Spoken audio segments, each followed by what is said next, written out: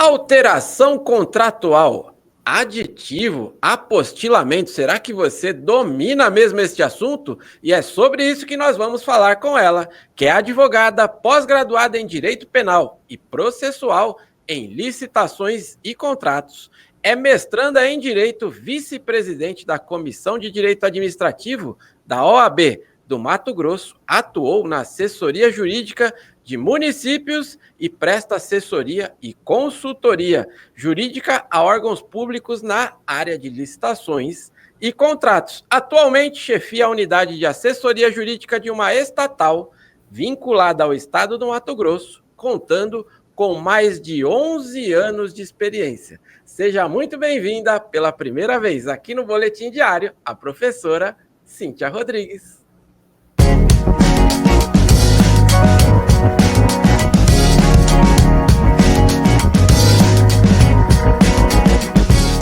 Olá, Ricardo, pessoal da Forset, que prazer estar aqui com vocês.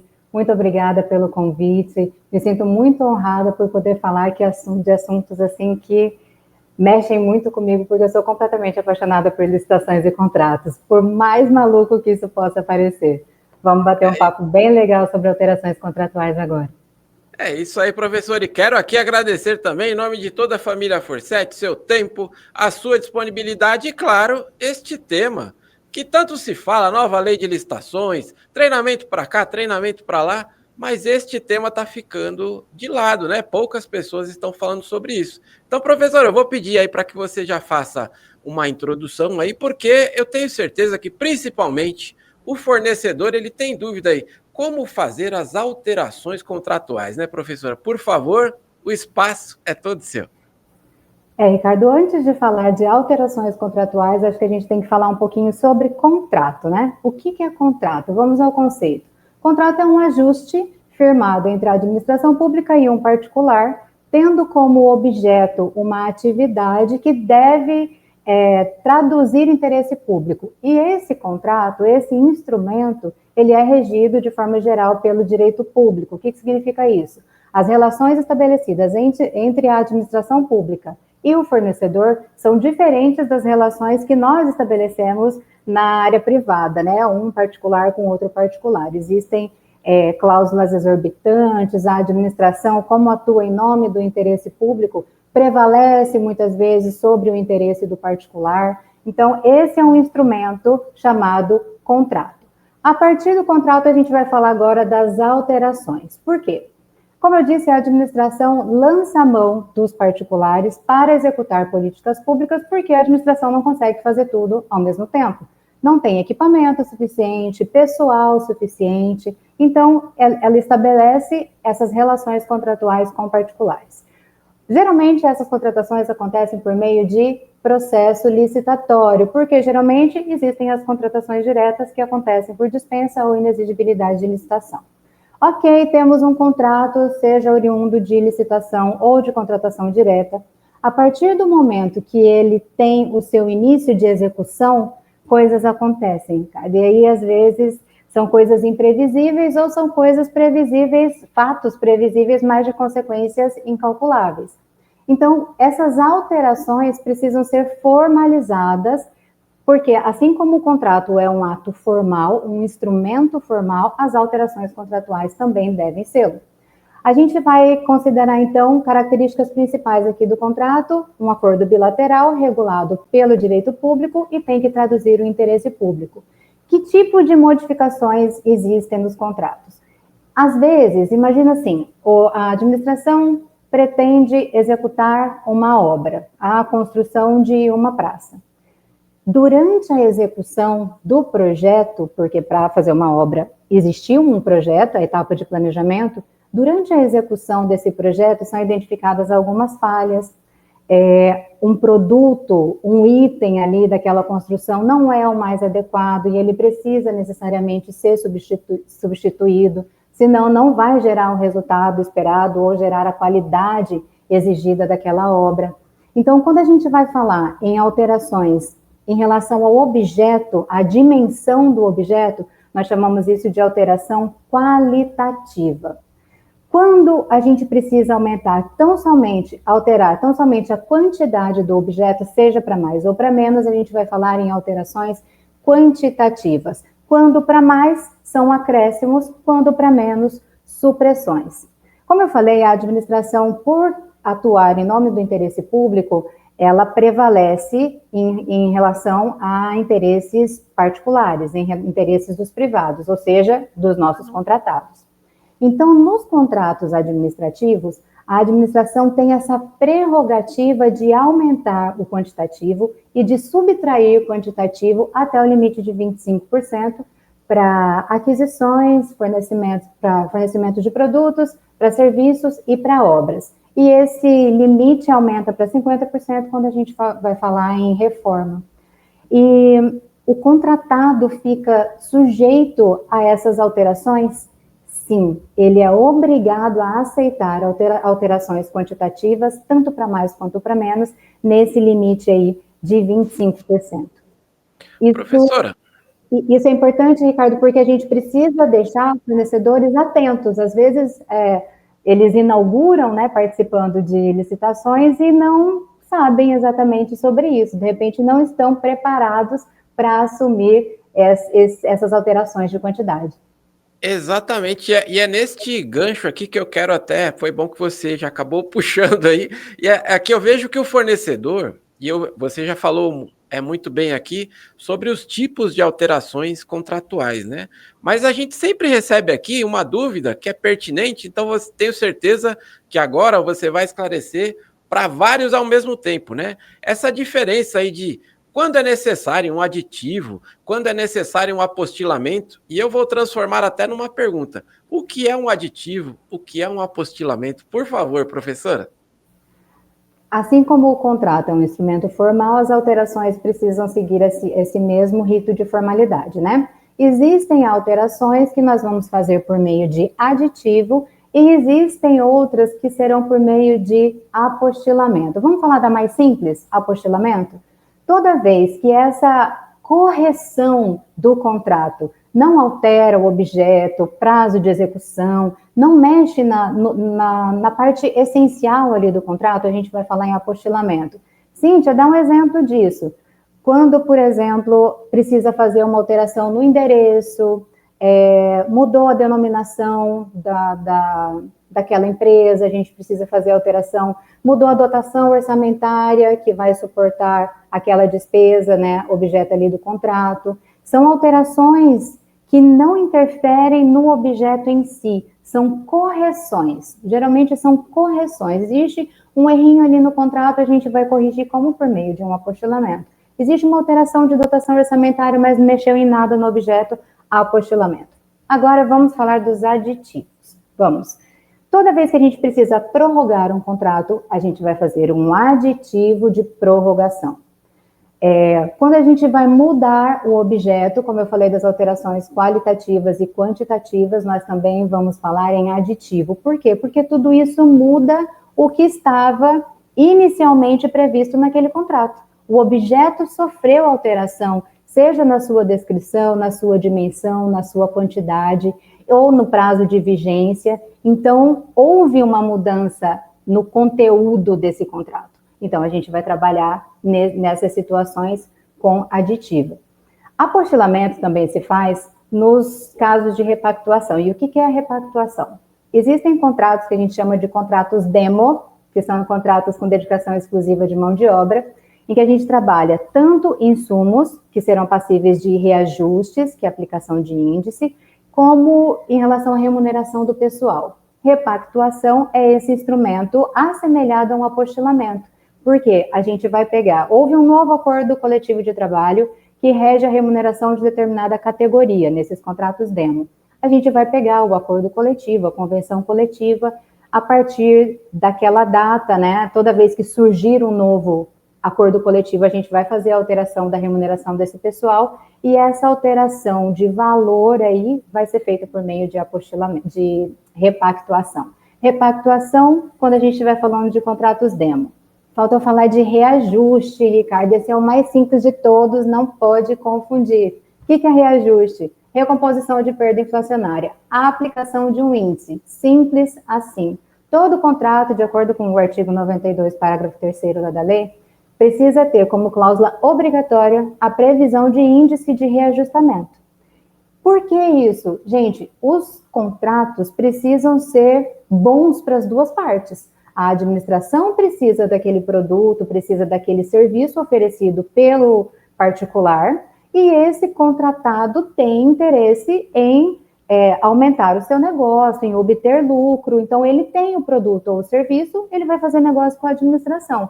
Precisa ser bom para as duas partes, é um acordo bilateral, né? Então, toda vez que existe perda inflacionária, a gente faz essa recomposição como aplicando o índice respectivo. O índice já precisa estar previsto ali no contrato. Professor, eu sei que tem muitos fornecedores, até mesmo vários gestores que nos acompanham, e aqui ele deve estar pensando, nossa, agora que deu um nó aqui, eu preciso aprender mais. Então vamos dar mais uma dica aí para ele? Tá aparecendo aqui embaixo, ó, o Instagram da professora. Entre em contato com ela. Gente, conversa de bastidores.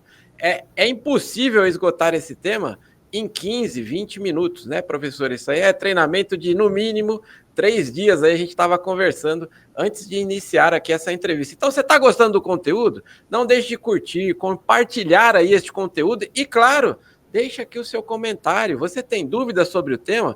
Coloque aqui para que a professora possa responder para você também.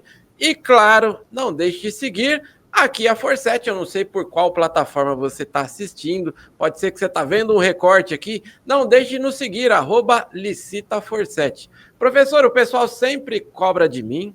Então, toda entrevista eu tenho que fazer isso aqui também. Ah, mas você está falando só da parte boa. Então, vamos falar de erros? Eu sei que você tem muita experiência com essa temática. Então, se possível, que você falasse do erro de ambas as partes, tanto do gestor como do fornecedor também, para que você que está acompanhando aqui este vídeo, fique atento aí com as dicas da professora Cíntia Rodrigues. Por favor, professora. Erro típico da administração, a gente tem o seguinte: a alteração diz respeito à substância do objeto ali daquele contrato, e aí faz um apostilamento. Como eu falei, o apostilamento ele é mais simples do que um aditivo. O apostilamento nem precisa da assinatura da outra parte. A própria administração, a partir da prorrogação ou do requerimento, né, do contratado, ou de ofício identificando algum erro, vai proceder ali ao apostilamento. A assinatura é tão somente da autoridade da administração pública, e aí ele vai lá para dentro do contrato, também existe publicação. Já o aditivo, como ele é acordo bilateral, precisa da assinatura das duas partes. Algumas alterações ali são exclusivas da administração, né? São alterações unilaterais, e outras são consensuais. Erro típico da administração, portanto, é fazer uma alteração que deveria ser mediante aditivo, vai lá e faz um apostilamento.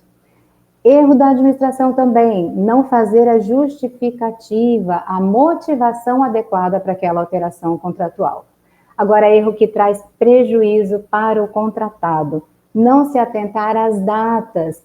O contrato está fazendo aniversário, tem que ver qual é a data, não é da assinatura do contrato para a aplicação do índice, a gente vai usar como data base a data do orçamento estimado daquela licitação. Então, ele é anterior, porque o orçamento antecedeu a formalização do contrato. O orçamento antecedeu o processo de contratação. Então, esse aniversário a gente conta lá da data da formação do orçamento estimado da contratação, e não da assinatura do contrato. Muitas vezes o contratado, né, o fornecedor, ele deixa de prestar atenção nesse prazo e perde aí um tempo em que ele poderia ter alcançado já o reajuste, né, com essa recomposição da perda inflacionária. Requerimentos, tem prazos também, precisa ficar atento a isso. Geralmente os regulamentos locais das administrações já definem qual é o prazo que elas têm para responder. Você fez um pedido de reequilíbrio econômico-financeiro porque algo aconteceu no mundo e por algum motivo o seu produto ficou mais caro, porque a oferta caiu muito, a matéria-prima já não está tão acessível. Então, isso é considerado uma malha extraordinária, é uma situação, um fato que não estava previsto. A Covid-19 mostrou isso para a gente, né? Não é algo previsto, e isso gera consequências econômicas, financeiras, inclusive em relação à oferta de produtos. Então, muitos produtos ficaram com o preço extremamente alto. E aí, como é que justifica isso, gente? É o mercado. Ele está reagindo diante de uma situação inesperada. Isso precisa ser transferido para a administração. O contratado não é obrigado a ficar no prejuízo. Então, a gente tem que ficar bem atento em relação a essas datas para não perder dinheiro, para ficar, de repente, fornecendo ali, ó, no sufoco, porque está com caixa, né, bem comprometido, sendo que, na verdade, podia estar com uma folguinha garantindo a sua margem de lucro, porque quando você veio participar da licitação, quando você escolheu contratar com a administração pública, não era para ficar no prejuízo, tenho certeza disso. Professora, você é realmente a alma deste quadro aqui, porque ouvindo você falar, faz parecer que é fácil, mas você que está acompanhando aqui este vídeo, acredite, não é não. Você precisa de muita capacitação, você precisa de assessoria para ter esse acompanhamento aí, para fazer da maneira correta. Mas, professor, eu amei, porque é um item simples, né? A data, o prazo, e muita gente acaba não se atentando, né? E você já deu uma dica ali que com certeza vai ajudar a vida de muitos aí. Professora, eu não sei, quando a entrevista é boa, eu tenho esse problema assim, o relógio, ele não colabora muito com a gente, né? Então, vou pedir, já caminhando para o nosso final, para que você deixe dicas, agora em especial para o gestor, né? Tem muita gente que assumiu este ano, tem muita gente que está começando a lidar com contratos agora, o cargo caiu no colo ali, e eu tenho certeza que ele está buscando na internet, eu preciso de auxílio, e talvez ele chegou neste vídeo aqui com a professora Cíntia. Então, professora, por favor. Olha, como esse contrato precisa ser equilibrado, ele precisa ser vantajoso tanto para a administração quanto para o contratado, por que tantas administrações insistem em ficar esperando o requerimento do contratado para conceder o reajuste? Gente, o reajuste é feito por apostilamento, não é à toa, porque ele é tão somente uma conta matemática, é a aplicação de índice que já estava previsto no contrato. Para que ficar esperando esse requerimento? Toda vez que o contratado, que o nosso fornecedor, trabalha no limite, porque assim o preço já está baixo, ele não está conseguindo, a gente assume um risco aí de descontinuidade desse contrato, e aí a administração vai ficar na mão. Então, concede esse reajuste de ofício, coloca no seu regulamento, adota essa rotina dentro da administração, coloca a data base do orçamento estimado da contratação como referência para verificar o aniversário, né, ou essa anualidade, e já concede o reajuste para ele, o fornecedor vai ficar feliz da vida, a probabilidade de continuar fornecendo é muito maior, e aí fica todo mundo feliz, ninguém fica no prejuízo, né? Que mais de dica que a gente pode dar? Instruir muito bem esses processos. Colocar toda a documentação, quando precisar justificar, fundamentar, coloca o documento respectivo ali dentro, para não ficar a fonte, vozes da minha cabeça. Preciso prorrogar esse contrato. Por quê? Coloca ali dentro a motivação, a justificativa. Professora, sensacional. Vou pedir para colocar mais uma vez aqui o Instagram da professora. Gente, segue lá a professora. Ela distribui muito conteúdo. Foi pelo Instagram que nós achamos a professora. Tá fazendo evento aí com todo mundo. Olha lá no Instagram, você vai ver aí. Ela tá rodando aí o nosso país aí para falar sobre essa temática tão importante aí. Professora, eu tenho certeza que é a primeira de muitas, então eu quero agradecer aí a sua participação em nome de toda a família Forset, mais uma vez o seu tempo, a sua disponibilidade, né? Conversa de bastidores, tivemos um problema no dia da gravação, mas ela conseguiu arrumar mais uma agenda aqui para trazer esse conteúdo para você, então não deixe de compartilhar esse vídeo aí, ó. Joga no grupo de licitação, joga no grupo aí do seu órgão administrativo, no grupo aí dos licitantes, por favor, faça esse conteúdo rodar. Professora, você realmente é a essência deste quadro, então com a sua vinda, reforçamos o compromisso de que licitação é o nosso negócio. Até a próxima, professora! Obrigada, Ricardo.